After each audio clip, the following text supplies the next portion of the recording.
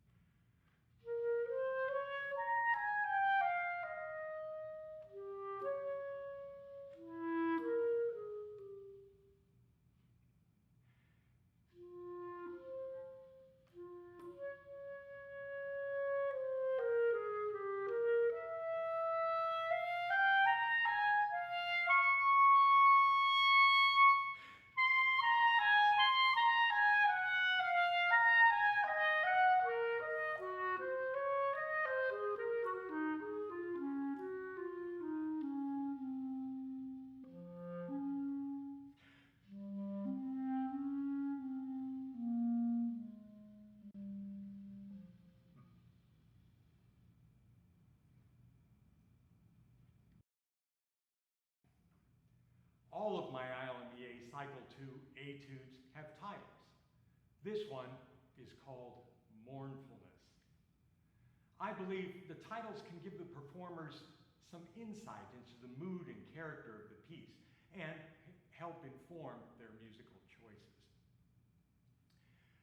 The technical focal points in this piece are smooth, wide upward leaps, and especially between registers, triplet, duplet rhythmic relationships, and some special articulations, and a very wide dynamic range. These are things you want to be very attentive to. The piece is organized in 3 phrases. The first phrase goes from measure 1 to 4.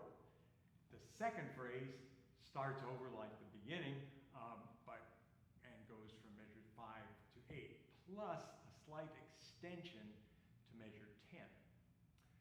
Then phrase 3 starts over like the beginning, but at measure 11, but continues on to the end of the piece with a little move to E flat major and then finally back to the original G minor. So you can look and compare these 3 phrases. They all start the same, and they all have this same little motive. But each time this motive shows up, there's a different mood attached to it. And we want to take a look at what the technical elements are that are making the mood sound differently in each of the phrases. In measure 3, for example, we have a new dynamic symbol, RF, rinforzando. Okay? It's in the same class as accent and SF, sforzando. Accent hits the highest dynamic level and comes back fairly quickly. Both of those. Sforzando pushes a little bit on the beginning, but not so sharp as the beginning, and takes a little longer to diminuendo. Then finally, RF is like pushing a big rock. So you're going to push into that high C and then more gradually dissipate from it.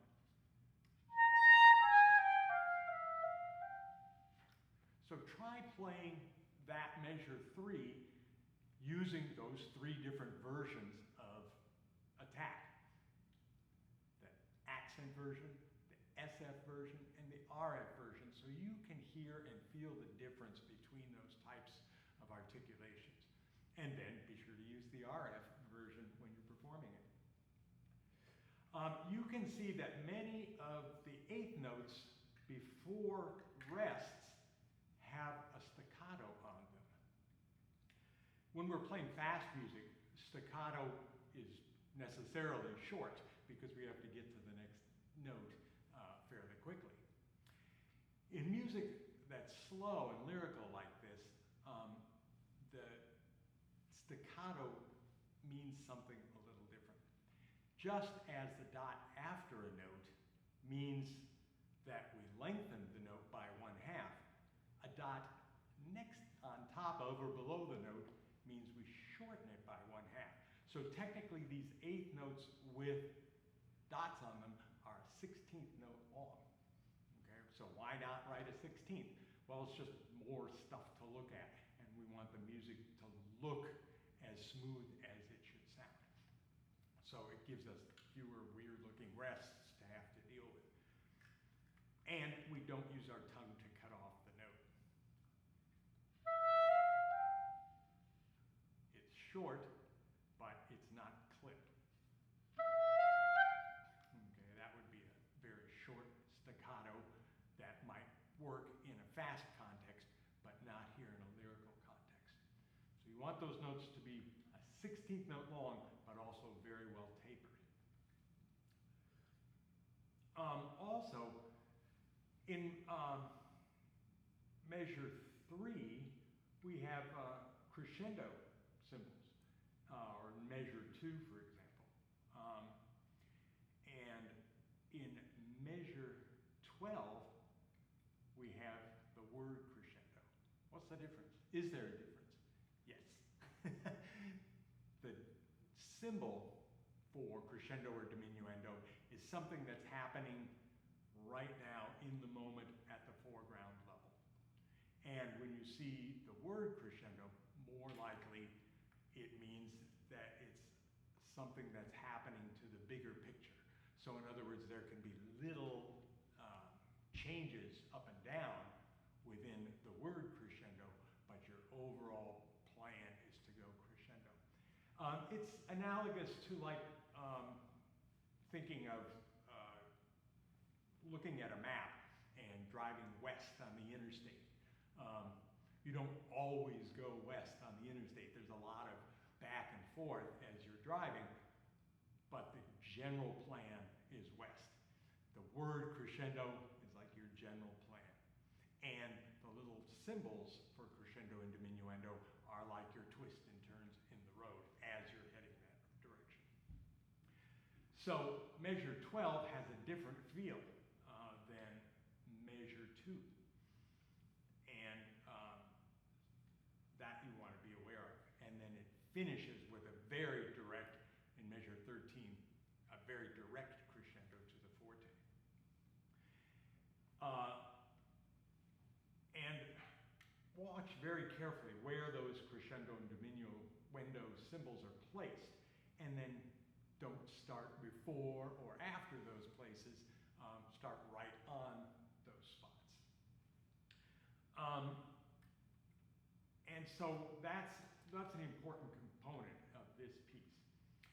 One technical thing, when you're starting this piece and you're going from an open G to adding all those fingers on a D, there's a risk if you're just going from an actual open G that you might, miss some fingers. So if you use a resonated G, that means you're going to use your ring finger on your left hand and fingers 1, 2 on your right hand for the G. That gets your hand, keeps both hands in a good position to go across the break for the D.